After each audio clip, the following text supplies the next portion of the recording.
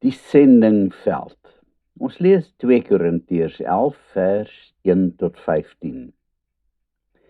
Sendelinge word gereeld gekritiseer vir hulle lewenswyse. Wanneer 'n sendeling eers wegraak daar in die vreemde tussen hordes heidene wat dikwels krepeer van die ellende, dan is dit so maklik om totaal van hulle te vergeet. Dis op sulke tye wat sendelinge swaar trek om kop bo water te kan hou. God sal voorsien, hoor jy hulle al te dikwels sê, en dan word hulle deur baie mense uitgelag. Hoe kan enige iemand so dwaas wees?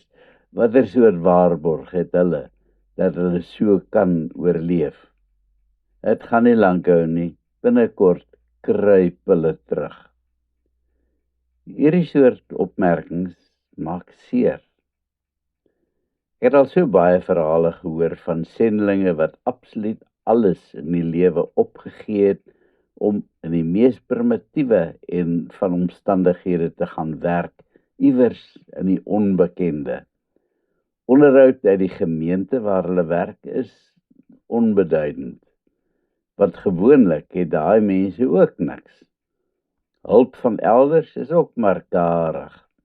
Malaria, ander tropiese siektes is 'n werklikheid wat hulle daagliks in die gesig staar.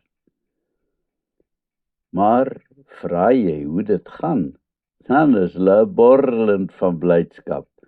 Elke bekeerling is 'n reuse mylpaal, en as iemand uit die gemeenskap die dag sy opleiding as evangelis voltooi, dan is daar ongekende vreugde. Dit is soos die sendelinge wat ek ken, die lewe ervaar. Ek dink Paulus het ook iets hiervan beleef. Ja, net soos hierdie sendelinge moes hy ook dikwels gaan onder felle kritiek. Ons lees daarvan in 2 Korintiërs 11, waar sekere dwaalleraars hom uitgelag het. Waarom het hy byvoorbeeld nie 'n salaris gevra van die Korintiërs nie? Waarom het hy verniet onder hulle gaan werk sonder enige vorm van vergoeding? In Korinthe het hy vernederende handewerk gedoen, tente gemaak om in die lewe te bly sodat hy vir hulle kon preek. Geen ordentlike inwoner van Korinthe doen handewerk nie. Dit is die slawe se werk. Paulus wou egter op geen manier vir die gelowiges in Korinthe 'n las wees nie, selfs nie eers toe die hongerpyne begin knaag het en die kos maar karig was nie. Al was hy sekerlik die mees suksesvolle sendeling van alle tye, sou hy beslis nie uit hierdie werk ryk word nie. Daar was darm iemand wat van Paulus onthou het, en soms het die gemeentes in Macedonië geld gestuur om Paulus aan die gang te hou. In daai tye kon hy meer van sy tyd spandeer om die evangelie te verkondig. Ons vra dikwels die vraag, wat het Paulus dan so 'n suksesvolle sendeling gemaak? As ons tussen die lyne lees, lyk dit asof hy nie juis 'n wonderlike spreker was nie. Uit vers 6 kom jy agter dat daar uitstekende redenaars was, wat met gladde tonge teen Paulus moes meeding. Met hulle mooi redenasies en asemrowende preekvaardighede het baie mense agter hulle aangedrentel. Hulle het ryk geword uit hulle preke.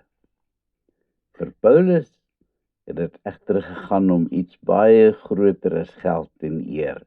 Hy wou die gemeente soos 'n bruid voorberei vir Jesus, die bruidegom, sodat sy as 'n rein maagd na hom toe kon gaan. Dit het gegaan oor 'n opregte en reine toewyding aan Christus, lees ons in 2 Korintiërs 11 vers 3. En hy span al die kennis wat hy met bloedsweet deur die jare opgebou het in, om hierdie gemeente daarheen te lei. Met hulle mooi praatjies was die dwaalleraars egter besig om die gemeente te verlei om 'n ander soort pad te volg, 'n ander Jesus te aanbid as die Jesus wat hy verkondig, 'n Jesus wat dalk meer aanvaarbaar sou wees. Ja, dit is iets wat die sendelinge vandag steeds mee te doen kry. Na hulle harde werk om die evangelie by mense tuis te bring, word bekeerlinge dikwels afgerokkel deur gladde sprekers wat Jesus vir hulle meer aanvaarbaar maak. Om 'n voorbeeld te noem, die hele gedagte van voorvaderaanbidding of verering is tradisioneel ingehamer in die lewe van baie van die mense van Afrika.